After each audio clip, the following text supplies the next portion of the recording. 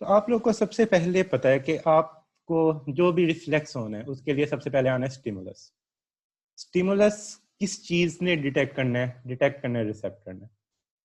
Receptor से signal किस nerve ने लेके जाना है उसको कहते हैं हम एफरेंट नर्व। एफरेंट नर्व ने रिफ्लेक्स में सिग्नल कहाँ पे लेके जाना है वो होता है हमारी जगह स्पाइनल कॉर्ड में। स्पाइनल कॉर्ड ये रिफ्लेक्स जो एक्शंस होते हैं ये काफी फास्ट होते हैं क्योंकि इसको स्पाइनल कॉर्ड से आ जाता है। जितना कम डिस्टेंस होगा उतना स्पीडीली ये सिग्नल आपको पता है कि परफॉर्म एक्शन कर सकते हैं। नेक्स्ट इफरेंट नर्व होगी जो कि इफेक्टर पे आके एक्ट करेगी, और जब इफेक्टर पे आके ये एक्ट करेगी एज अ रिजल्ट हमारे पास रिस्पॉन्स प्रोड्यूस होगा। अब हमारे पास जो तीन इंपॉर्टेंट रिफ्लेक्सेस होते हैं वो आपको पता है, एक है स्ट्रेच रिफ्लेक्स, एक है गोल्जी टेंडन रिफ्लेक्स, एक है flexor Windows. One by one हम सारे रिफ्लेक्सेस देखते हैं। सबसे पहले आ जाते हैं हम स्ट्रेच रिफ्लेक्स की तरफ। स्ट्रेच रिफ्लेक्स के जो एमसीक्यूज और वाइवा पॉइंट्स है वो मैं बताने लगा हूँ। सबसे पहले इसके डिफरेंट नेम्स आने चाहिए। सबसे पहले इसका एक नेम होता है मायोटेटिक रिफ्लेक्स। ये मायोटेटिक रिफ्लेक्स क्या है? ये स्ट्रेच रिफ्लेक्स ही है। इसका एक और नेम होता है जो कि सबसे ज्यादा कंफ्यूज किया जाता है, और वो नेम होता है deep tendon reflex. Deep tendon reflex is stretch reflex, not Golgi tendon reflex. Golgi tendon reflex एक अलग रिफ्लेक्स है। Deep tendon reflex stretch reflex का ही दूसरा नाम है। Basically deep tendon reflex is a misnomer. ये जो डीप टेंडन रिफ्लेक्स है ना, सबसे ज्यादा वाइवा में ये इस तरह पूछा जाता है, अच्छा डीप टेंडन रिफ्लेक्स इसका रिसेप्टर बताओ। और बहुत सी अवाम इसका क्या रिसेप्टर बताती है? Golgi tendon organ, which is completely wrong. Deep tendon reflex is an other name of the stretch reflex, और एक ये मिसनोमर है। तो आप लोगों ने याद रखना है कि जब भी डीप टेंडन रिफ्लेक्स की बात हो तो वो स्ट्रेच रिफ्लेक्स है। गोल्जी टेंडन रिफ्लेक्स बिल्कुल डिफरेंट है। इसका रिसेप्टर क्या होता है? इसका रिसेप्टर होता है muscle spindle. This is very important MCQs और ये पूछा जाता है। फिर उसके बाद इसका एफरेंट क्या होता है? इसका एफरेंट फाइबर होते हैं 1A एंड 2। अगर सबसे इंपॉर्टेंट एफरेंट देखा जाए तो इसका होता है 1A। फिर उसके बाद ये स्पाइनल कॉर्ड में जाना है। स्पाइनल कॉर्ड में कितने साइनेप्स बनाता है? It is a मोनोसाइनेप्टिक। सो पूछा जाता है सबसे शॉर्टेस्ट रिफ्लेक्स पाथवे कौन सा है, तो वो आपके पास होता है स्ट्रेच रिफ्लेक्स पाथवे। ये शॉर्टेस्ट होता है क्योंकि ये मोनोसाइनेप्टिक होता है। फिर इसका ईफ्रेंट, ईफ्रेंट पे आपको पता होना चाहिए, जो एक होता है हमारे पास अल्फा फाइबर्स और एक होते हैं हमारे पास gamma fibers. Alpha fibers act करते हैं एक्स्ट्रा फ्यूजल मसल पे। Alpha fibers act on the extra फ्यूजल muscle and gamma fiber act on the intrafusal muscle. Both points are MCQs point and both points are viva point. Reflex arc में पूछा जाता है कि effectors, आगे जो इफरेंट्स हैं वो कौन से हैं। ये आपको आप लोगों ने फर्स्ट ईयर में पढ़ा होगा, A alpha, A beta, A gamma, type B fiber, type C fiber. तो आप लोगों को पता होगा कि सबसे स्लोएस्ट फाइबर कौन सा होता है? स्लोएस्ट फाइबर आप लोग कमेंट में बता सकते हैं, सबसे स्लोएस्ट फाइबर कौन सा होता है? Type C fibre. So okay, type C fibre सबसे स्लोएस्ट है और ये डी माइलिनेटेड होता है, और ए अल्फा फास्टेस्ट, और ये हमारे पास माइलिनेटेड होता है। तो ये सारे एमसीक्यू पॉइंट्स हैं। नेक्स्ट जो रिस्पॉन्स होता है, ये रिस्पॉन्स हमारे पास होता है कॉन्ट्रैक्शन। इसका स्टिमुलस क्या था? स्ट्रेच था। स्ट्रेच रिफ्लेक्स से ही इसका स्टिमुलस याद रखें।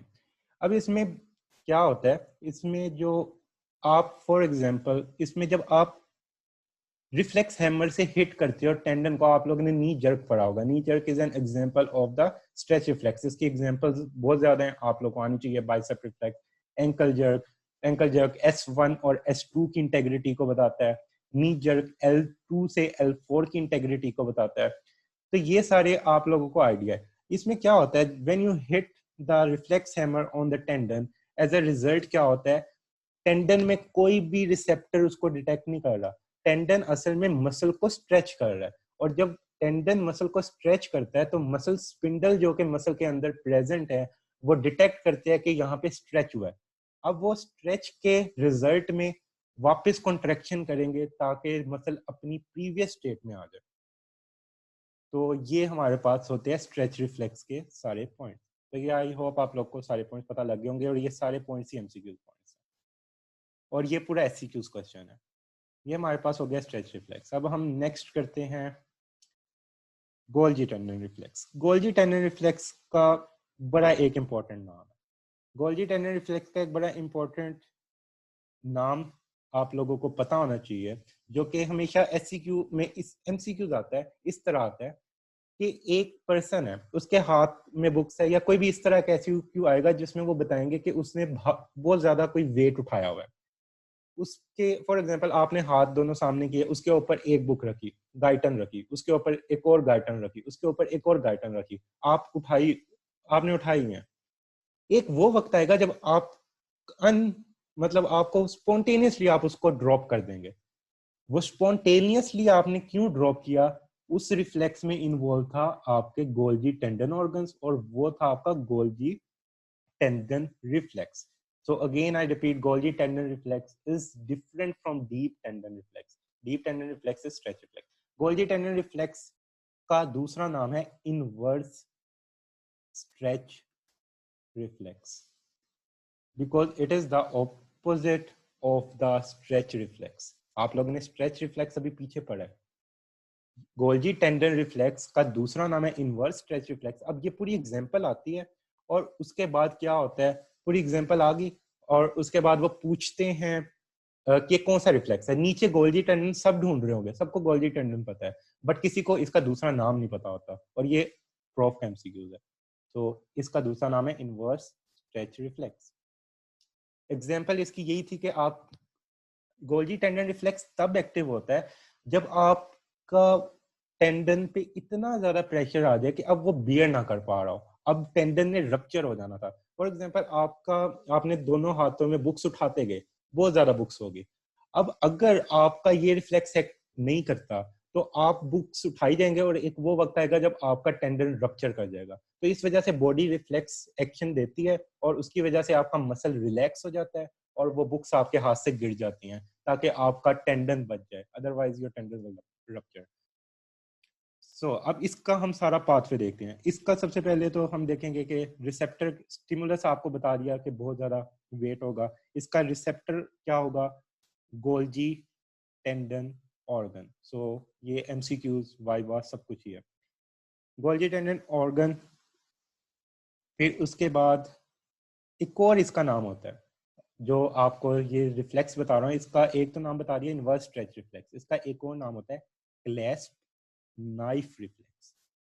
क्लैस्प नाइफ आप लोगों ने देखी होगी, आप लोगों को आइडिया होगा, जिस जो बंद हो जाती है वो एकदम ओपन करते हैं। तो इसका भी एक्शन इसी तरह का होता है, क्लैस्प नाइफ लाइक। सो इसका दूसरा नेम होता है क्लैस्प नाइफ रिफ्लेक्स या इनवर्स स्ट्रेच रिफ्लेक्स। अब इसका हम देखते हैं एफरेंट। एफरेंट इसका होता है 1B। This is MCQ. ये रिफ्लेक्सेस हर चीज ही एमसीक्यूज है, जो बता रहा हूँ ये सारी चीजें एमसीक्यू में आई हुई हैं और इंपॉर्टेंट है। नेक्स्ट इसके बाद एफरेंट के बाद ये कितने साइनेप्सेस बनाता है, इट इज अ डाइसाइनेप्टिक रिफ्लेक्स। डाइसाइनेप्टिक, ये दो हमारे पास साइनेप्स बनाएगा इन द स्पाइनल कॉर्ड। इसमें आपको पता है एक एफरेंट आएगा, आगे इंटरमीडिएट न्यूरॉन होगा which is inhibitory in nature, और उसके बाद इफरेंट स्पाइनल कॉर्ड से बाहर आएगा। For example this is the spinal cord. I am not good at drawing, but आप लोग इसी से देख सकते हैं। ये हमारे पास टेंडन से सिग्नल लेके आया एफरेंट।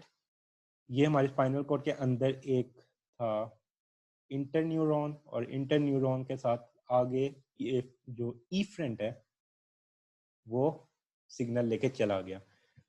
पिछला जो था आप लोग स्ट्रेच रिफ्लेक्स, उसमें जो सिग्नल जाता है वो होता है एक्साइटेटरी, जबकि गोल्जी टेंडन ऑर्गन में से जो सिग्नल जाता है वो होता है इनहिबिटरी। ये आप लोग देख सकते हैं कि उससे बिल्कुल उल्ट हो रहा है सब कुछ।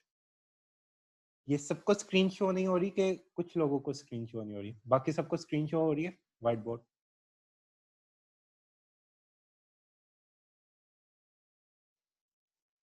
नीचे आप लोग इसमें बता दें। सो सबको शो हो रहा है, कुछ को नहीं हो रहा, तो उनका कोई उनकी तरफ से प्रॉब्लम है। चलिए, अब आप लोगों ने ये देख लिया इसका स्टिमुलस। स्टिमुलस क्या था? स्टिमुलस पिछले का, मैं हर चीज को पिछले से क्यों कंपेयर कर रहा हूँ, बिकॉज ये उसका इन्वर्स है। जो पिछला रिफ्लेक्स पढ़ा था, स्ट्रेच रिफ्लेक्स, उसका स्टिमुलस था मसल स्ट्रेच होना। इसका स्टिमुलस है, गोल्जी टेंडन का स्टिमुलस है मसल कॉन्ट्रैक्ट होना, मसल कॉन्ट्रैक्शन। पिछले वाले का रिस्पॉन्स आया था कॉन्ट्रैक्शन ऑफ द मसल, इस गोल्जी टेंडन का रिस्पॉन्स आएगा रिलैक्सेशन ऑफ मसल। तो आप लोग देख सकते हैं ये बिल्कुल उसका रिवर्स हो रहा है। तो ये हमारे पास गोल्जी टेंडन के कुछ पॉइंट्स है जो आप लोग को पता होने चाहिए। अगेन इसका सबसे इंपॉर्टेंट पॉइंट है इसका दूसरा नाम इनवर्स स्ट्रेच रिफ्लेक्स, इसका एक और नाम क्लैस्प नाइफ रिफ्लेक्स। और इसका स्टिमुलस मसल कॉन्ट्रैक्शन, इसका रिस्पॉन्स रिलैक्सेशन ऑफ मसल। ये हमारे पास क्या मैकेनिज्म है? It is a protective mechanism. ये किस चीज को प्रोटेक्ट करता है? ये आपके टेंडन को प्रोटेक्ट करता है रप्चर होने से। इसका रिसेप्टर कहाँ पे प्रेजेंट होता है? इसका रिसेप्टर टेंडन में प्रेजेंट होता है। इसका रिसेप्टर क्या होता है? इसका रिसेप्टर गोल्जी टेंडन ऑर्गन होता है।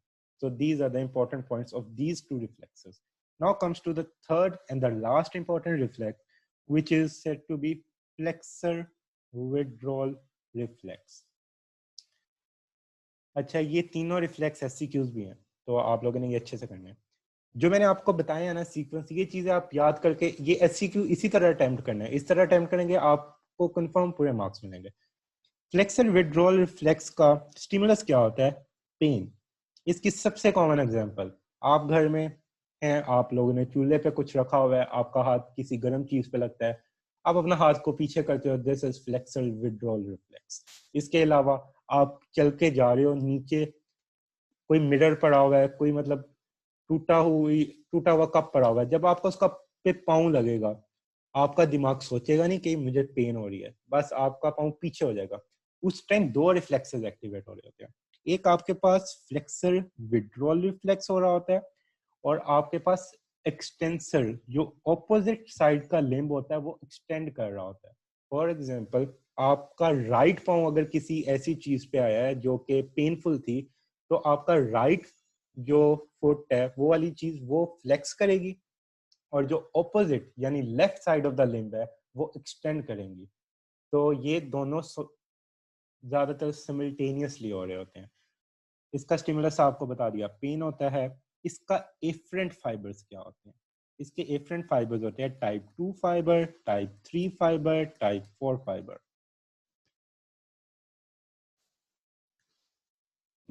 प्रोटेक्टिव मैकेनिज्म वाला पॉइंट मैं अगेन बाद में अभी रिपीट करता हूँ, पहले मैं फ्लेक्सर विड्रॉल बता दूं। फ्लेक्सर विड्रॉल का फिर नेक्स्ट क्या हो रहा है? इसमें इप्सीलैटरल फ्लेक्शन हो रही है, और उसी टाइम एक्सटेंसर कॉन्ट्रालैटरल एक्सटेंशन हो रही होती है। ये दोनों ही, ये भी एक तरह से ना रिफ्लेक्सेस सारे ही प्रोटेक्टिव होते हैं। आप स्ट्रेच रिफ्लेक्स देखें, वो भी एक तरह से प्रोटेक्टिव होता है, बट वो हम एक तरह से ज्यादा जो प्रोटेक्टिव रिफ्लेक्स होता है ना, वो गोल्जी टेंडन ऑर्गन होता है, क्योंकि वो टेंडन रप्चर से बचा रहा होता है। ये फ्लेक्सर विड्रॉल है, ये भी आपका प्रोटेक्टिव है। अगर आपका हाथ किसी गर्म चीज पे लगा हुआ है और आप हाथ पीछे नहीं करते, आपका हाथ जल जाएगा। तो this is a very simple phenomena which you know. तो ये आप लोग की सिंपल लाइफ में ही रिफ्लेक्सेस सारे एक्ट कर रहे हैं, और ये हमारे पास करवाता है एक्सटेंशन, कॉन्ट्रालैटरल एक्सटेंशन। तो इसका स्टिमुलस हो गया पेन। ये इसके साइनेप्सिस पूछे जाते हैं, बहुत इंपॉर्टेंट है। ये ऐसे नहीं आएगा, समटाइम्स एससीक्यू पता है किस तरह आता है कि right the receptor number of synapses, right the receptor stimulus afferent fiber and response of the polysynaptic reflex. तो पॉलीसाइनेप्टिक रिफ्लेक्स से वो बेसिकली आप लोगों को कहना चाह रहा होता है कि फ्लेक्सर विड्रॉल मुझे बताओ। अगर वो पूछे ये वाली सारी चीजें ऑफ द मोनोसाइनेप्टिक रिफ्लेक्स, तो आपको पता होना चाहिए वो स्ट्रेच रिफ्लेक्स है। और अगर वो पूछे डाइसाइनेप्टिक रिफ्लेक्स, तो आपको पता होना चाहिए गोल्जी टेंडन रिफ्लेक्स है। तो वो इस तरह पूछते हैं। चलें, ये हमारे पास हो गए रिफ्लेक्सेस कंप्लीट। इसमें सारे इंपॉर्टेंट पॉइंट्स आप लोग को बता दिए। अब आप लोगों को मसल सेंसर्स एक बार हल्के सा आइडिया दे देता हूँ। एक होता है मसल स्पिंडल, जो कि आपको पहले बताया है कि मसल स्पिंडल किस चीज का रिसेप्टर है, स्ट्रेच रिफ्लेक्स में रिसेप्टर होता है। गोल्जी टेंडन ऑर्गन, ये गोल्जी रिफ्लेक्स में रिसेप्टर होता है। पेंसिनियन कॉर्पसल, वेरी इंपॉर्टेंट, ये हमारे पास इसको पढ़ते हैं पेकिनियन कॉर्पसल। इसका सबसे इंपॉर्टेंट बात याद रखनी है, ये डिटेक्ट करता है वाइब्रेशन को। This is an MCQs point. Vibration को डिटेक्ट कौन करता है? Pacinian corpuscle. This is MCQs, very important MCQs point, और ये वाइवा में पूछा जाता है कि वाइब्रेशन को कौन सा रिसेप्टर डिटेक्ट करता है, तो आप लोगों ने इसका नाम लेना है। And the free nerve ending, so free nerve ending करती है noxious stimulus. Noxious stimulus is the painful stimulus, और painful stimulus is responsible in the reflexal withdrawal. तो ये इसके हो गए। Next MCQs point, nuclear bag fiber किस change को डिटेक्ट करती है? Nuclear bag fiber detect the change of dynamic changes को डिटेक्ट करते हैं। फिर पूछा जाता है न्यूक्लियर चेन फाइबर किस चेंजेस को डिटेक्ट करते हैं? तो वो हमारे पास स्टैटिक चेंजेस को डिटेक्ट करते हैं। तो ये पॉइंट्स पहले चैप्टर में से थे जो इम्पोर्टेंट थे। और न्यूक्लियर बैक फाइबर से एफरेंट अगर पूछा जाए, जो कि एमसीक्यूज है, afferent of nuclear bag fibers, तो afferent of nuclear bag fiber is 1A, and the main efferent from nuclear chain fiber से अगर पूछा जाए, तो न्यूक्लियर चेन फाइबर से 1A भी होता है और 2 भी होता है। अब आप लोगों ने ये बात याद रखनी है कि अगर न्यूक्लियर बैक फाइबर का एफरेंट पूछा जाए तो वो 1A है, दिस इज एमसीक्यू। और न्यूक्लियर चेन का ज्यादा पूछा नहीं जाता, वैसे न्यूक्लियर बैग का पूछा जाता है, और nuclear bag is responsible in dynamic reflex, तो ये बहुत इंपॉर्टेंट है। तो ये हमारे पास कंप्लीट हो गए। आई होप आप लोगों को समझ आए होंगे। किसी का कोई क्वेश्चन है वो पूछ ले, फिर आगे नेक्स्ट अब चैप्टर्स की चीजें डिस्कस करते हैं। इसमें 2-3 और बातें हैं जो मैं आप लोगों को बताता हूँ जो बहुत इंपॉर्टेंट है। एक आप लोग के पास होता है क्लैस्प नाइफ रिफ्लेक्स, जो कि आपको मैंने बताया है गोल्जी टेंडन रिफ्लेक्स होता है। इसमें हमारे पास ये इसमें क्लैस्प नाइफ ने, अगर हमारे पास कोर्टिकोस्पाइनल ट्रैक्ट की डिजीज हो जाए, तो एज अ रिजल्ट हमारे पास हाइपरटोनिसिटी हो जाती है। हाइपरटोनिसिटी हो जाती है, तो ये एक और एमसीक्यू पॉइंट है। और clasp knife reflex upper motor neuron lesion में भी हो जाता है। तो ये फर्स्ट चैप्टर के पॉइंट्स हैं। अब सेरिबेलम के point, cerebellum is very important. Cerebellum के सारे पॉइंट्स मैं आप लोगों को बता देता हूँ। सेरिबेलम के पॉइंट्स याद रखें वेनिश्ड से, ये इसका एक मेमोनिक है। इसके ये सारे पॉइंट्स क्यों याद रखने हैं? इसको हमेशा जब भी सेरिबेलम आप लोगों ने पढ़ना है, इसको आप लोगों ने पढ़ना है along with the Parkinson's disease. Parkinson's disease आप लोगों को पता है सब्सटेंशिया नाइग्रा पार्स कॉम्पैक्टा के डैमेज की वजह से होती है, उसके बारे में भी डिस्कस होगा, लेकिन पहले सेरिबेलम के बारे में डिस्कस होता है। सेरिबेलम के जो पॉइंट्स है ये सारे आप लोगों को पता होने चाहिए, क्योंकि एमसीक्यूज में क्या होता है, सेरिबेलम के फीचर्स होते हैं, बताया होता है कि सेरिबेलम, वो पूछते हैं कि कौन सा सेरिबेलर इंजरी का फीचर है या कौन सा पार्किंसन डिजीज का फीचर है। इनके कुछ फीचर्स है जो कि बड़े क्लोज लग रहे होते हैं, तो आप लोग को क्लियर का डिफरेंस पता होना चाहिए कि इनके डिफरेंस क्या है। तो अगर आप लोग को क्लियर कट डिफरेंस इनके पता होंगे तो आपका एमसीक्यूज कभी गलत नहीं होगा, और इसमें से लाजमी एमसीक्यू, लाजमी वाइवा, लाजमी एमसीक्यू, ये 2 चैप्टर्स बहुत ज्यादा इंपॉर्टेंट है मोटर में। इसका एक हमारे पास होता है वर्टाइगो, नेक्स्ट होता है एटेक्सिया, एन से होता है वेनिस्ड में निस्टिग्मस। ये सारे फीचर्स आप लोगों को बता रहा हूँ सेरिबेलर इंजरी के। Next, the most important feature is intentional tremors. What are intentional tremors? इसमें इंटेंशनल ट्रेमर वो होते हैं जब आप कोई वॉलंटरली एक्ट करने लगते हैं और आपके हाथ में ट्रेमर स्टार्ट हो जाता है। For example, you are going to button your shirt, तो तब जो ट्रेमर स्टार्ट हो जाएंगे, आप अपनी शर्ट को प्रॉपरली बटन नहीं कर पाओगे, वो इंटेंशनल ट्रेमर्स होते हैं। और वो किस इंजरी में होते हैं? सेरिबेलम की इंजरी में होते हैं। जब मैं पार्किंसंस के फीचर्स बताऊंगा तो मैं उसको कंपेयर तब करूंगा सेरिबेलम से, इसलिए सेरिबेलम के गौर से सुने। इंटेंशनल ट्रेमर, इसमें हाइपोटोनिया होता है। ये सारे फीचर्स बहुत इंपॉर्टेंट है न्यूरोएनाटमी के लिए भी, न्यूरोएनाटमी में भी ये लिखे होंगे, और इसके लिए भी, क्योंकि ये सारे फीचर्स भी वाइवा में पूछे जाते हैं। इसके वाइवा क्वेश्चन में इसके बाद हल्का सा बता देता हूँ। इसकी गेट कैसे होती है? Broad base gait. इसकी गेट का एक और नाम होता है staggering gait. Staggering gait, stagger कर रहा होता है person. Last but not the least, this डाइडोकोकाइनेसिया।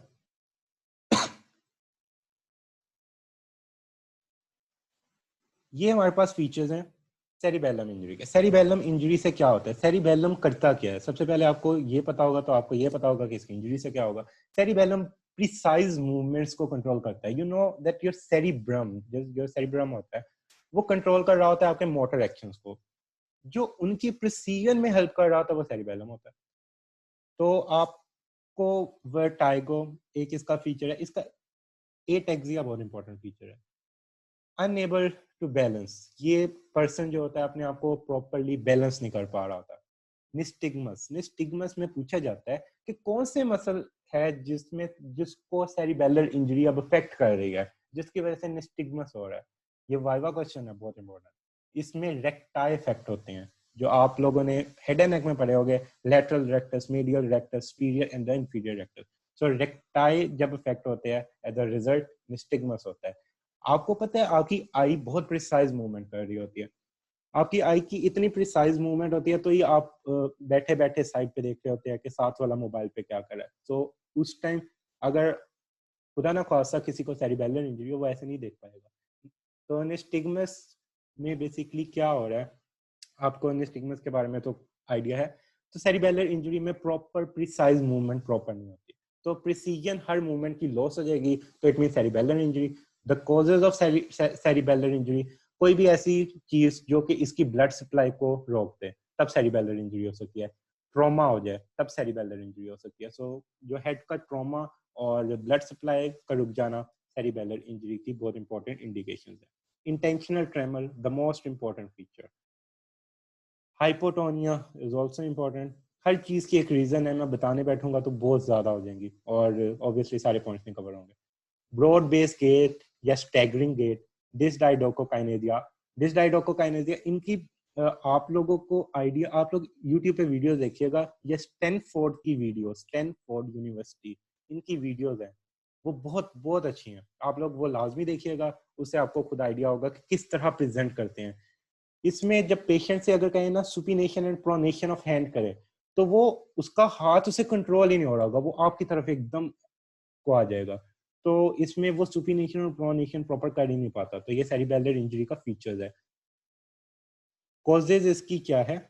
Causes इसकी होती है या तो ब्लड सप्लाई इसकी रुक जाए, या हमारे पास कोई ट्रॉमा हो जाए, ब्रेन इंजरी।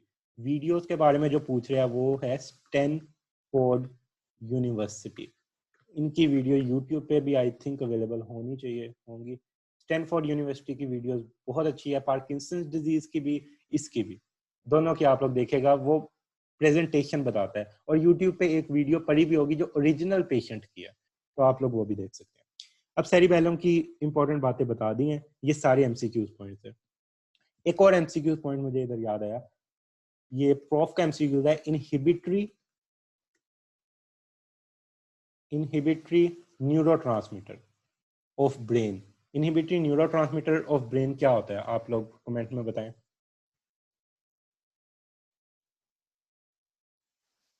आप लोग लेक्चर से बोर तो नहीं हो रहे कोई? यस, काफियों ने सही आंसर दिया है और काफियों ने गलत भी दिया। गाबा, GABA is the inhibitory neurotransmitter of the brain, most important inhibitory neurotransmitter। और ये MCQs क्वेश्चन है।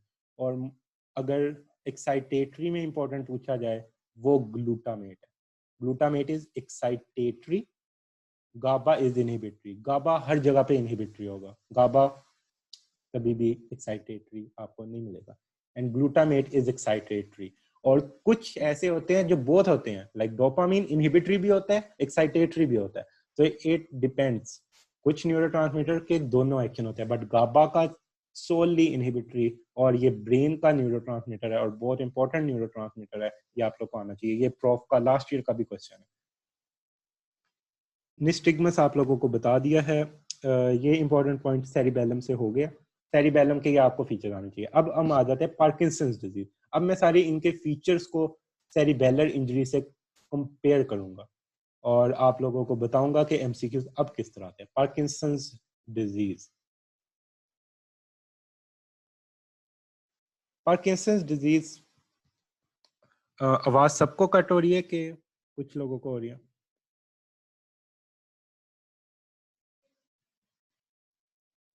कमेंट में मुझे बता दें। अच्छा, सबको क्लियर है? कुछ को क्लियर नहीं आ रही तो वो आई थिंक उनके नेट की प्रॉब्लम चल रही है। चलिए, पार्किंसंस डिजीज। पार्किंसंस डिजीज का सबसे इंपॉर्टेंट एमसीक्यू, सबसे पहले मुझे बताएं कि इसमें कितने न्यूरोट्रांसमीटर का इम्बैलेंस होता है Parkinson's disease?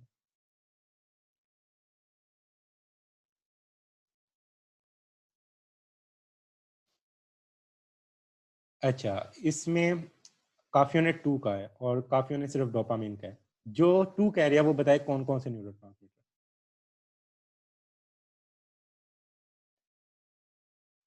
Dopamine and acetylcholine. इसमें से कौन सा न्यूरोट्रांसमीटर ज्यादा होता है और कौन सा कम होता है?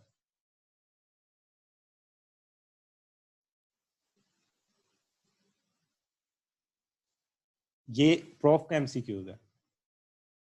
Dopamine decrease and acetylcholine increase. So this imbalance of these two neurotransmitter in your substantia nigra pars compacta brain basal ganglia में as a result क्या होता है हमारे पास?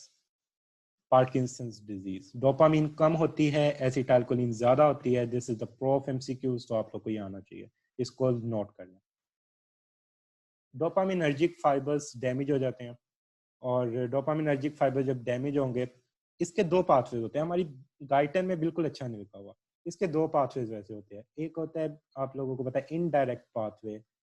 आप लोग बस वैसे ही याद रखें कि इनडायरेक्ट इनहिबिटरी होता है, कि अगर किसी टीचर को वाइवा में आप सुनाएंगे, ये पूछते होते हैं वैसे वाइवा में, तो उन पे अच्छा इम्पेक्ट करेगा। और एक होता है direct pathway. Direct pathway excitatory होता है। तो ये 2 पाथवेज होते हैं।